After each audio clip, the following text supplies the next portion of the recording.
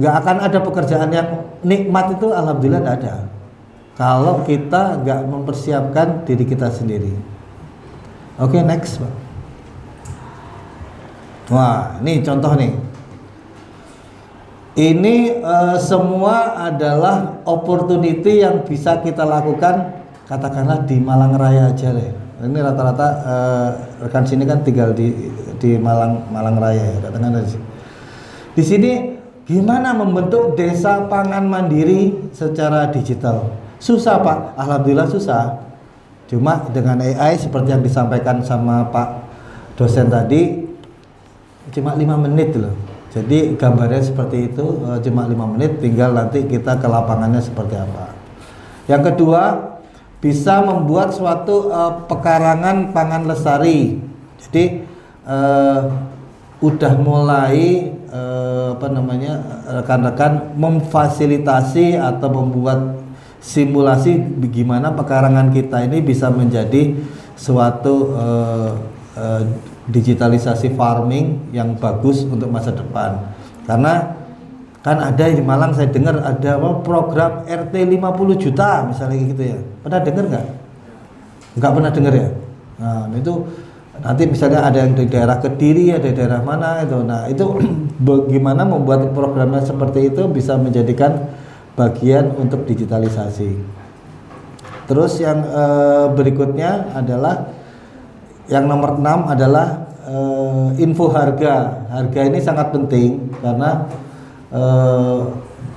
harga ini berkaitan dengan yang tadi saya bilang, kebutuhan dari bahan pokok dan penjualan distribusinya seperti apa, sehingga harga ini sangat menentukan ke depannya. Pernah dengar MBG nggak? Pernah dengar MBG? Ada yang yang mendigitalisasi MBG itu siapa? Ada nggak? Kepikir di sini? Oh, nggak karu-karuan semua itu MBG-nya. Nah, ini dicoba gitu. Jadi rekan-rekan ini sebagai SI itu meng-IRP-kan suatu kegiatan yang kira-kira bisa kita kerjakan, karena itu rezeki kita sebagai orang SI. Kalau kita ngikutin terus apa yang ada ya kita nggak akan punya rezeki, opportunity nggak ada. Oke, lanjut Pak. Nah, ini saya gambarkan mahasiswa dan mahasiswi ini sudah dilingkupi oleh banyak hal yang bisa kita kerjakan dan bisa menghasilkan rezeki. Tapi ada nggak di sini, kalau ada angkat tangan, yang sudah dapat rezeki dari ke-6 poin ini? Padahal ada semua loh, alhamdulillah gratis semua loh. Ada pasti ya, pasti yang pembuatan konten dan ide. Nah biasanya buat konten untuk afiliator, untuk apa gitu, terus disewa temannya, kamu buat dong gambar ini pasti dapat uang di situ ya. Padahal ada berapa hal yang titik yang bisa dilakukan. Nah kembali ke pembuatan konten dan ide, ini adalah salah satu yang kita perlukan di hari ini. Mau jadi orang kaya nggak? Mau. Oh, terus usahanya piye? Kerja. Wah, kerjanya nggak ada kok. Besok itu nggak ada lapangan kerja karena udah pada nggak karu-karuan. Gitu. Nah, oleh karena itu kita siapin start from now. Di hari ini kita bisa membuat suatu konten yang berharga tapi berdasarkan mindset kita masing-masing. Next. Nah, ini cerita yang seperti tadi. Next lagi Pak. Thank you. Nah gini, ini ada yang sebelah kanan ya, lihat tuh. Malang Water Resilience 2026. Ini pada waktu itu Malang itu banjir ya. Malang itu banjir. Diskusinya sampai 2 tahun alhamdulillah nggak selesai ya toh. Padahal rekan-rekan ini sudah belajar IoT, sudah belajar Society 5.0. Nah, ayo dikerjain gitu ya, karena ini duitnya banyak loh betulnya kalau mau ngerjain. Jadi sama-sama akademisi ini yang tadi dikatakan 40% bisnis itu bisa jalan dengan kita membuat di poin apa yang ada di dalam sini. Ada nanti ada legalnya, ada smart apa namanya? Ada yang bagus di sini adalah bagaimana setiap rumah mempunyai storage air. Nah, itu yang perlu kita ini secara digital, storage air seperti apa. Nah, itu yang gitu. Kita ke tengah ya. Kebayang nggak di Malang itu akan jadi kayak Swiss? Ya toh? Ini pembicaraannya sudah di 2017. Alhamdulillah nggak jadi-jadi. Ya nggak jadilah. Karena dibicarakan tok, nggak ada action. Terus gambarnya kayak gimana? Ya dari zaman dulu gimana ya gambarnya ya? Datengin konsultan dari waktu itu dari apa jadinya Jerman ya.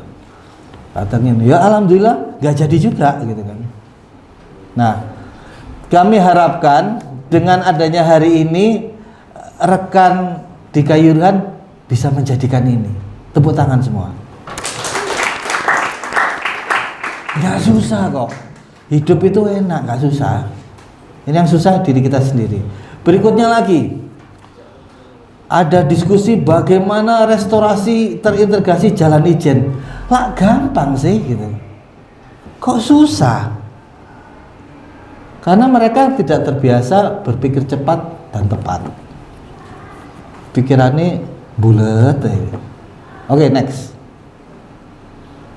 Nah, yang berikutnya ini berkaitan sama suatu keilmuan yang kita sendiri nggak sadar dan itu banyak. Misalnya gini, ada orang itu akan buat biskuit dari ikan gabus dan apel, cuma nggak bisa menjewantahkan how to make this gitu ya.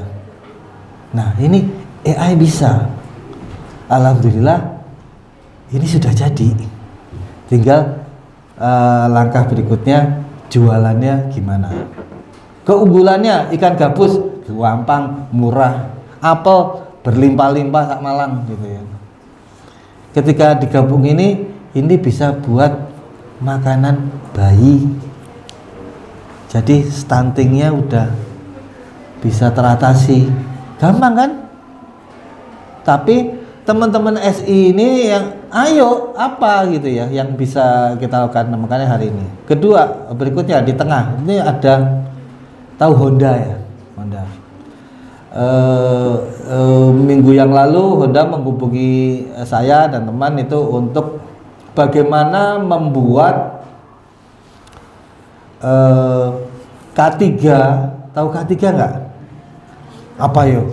Keselamatan kesejahteraan kerja. Wah, apalah gitu ya. Nah, K3 ini berkaitan dengan SOP, tahu SOP ya? Oh, Standard Operating Procedure. Nah, Standard Operating Procedure-nya satu dari Honda itu adalah dia pakai buku dan tulisan. Yang baca siapa? Gitu ya. Jadi ketika ada buku dan SOP tulisan itu ada permasalahan di mesin industri, itu bukunya ditenteng-tenteng nggak karu-karuan dan dibaca alhamdulillah salah gitu. Karena satu berbahasa Inggris dan kedua berbahasa Jepang.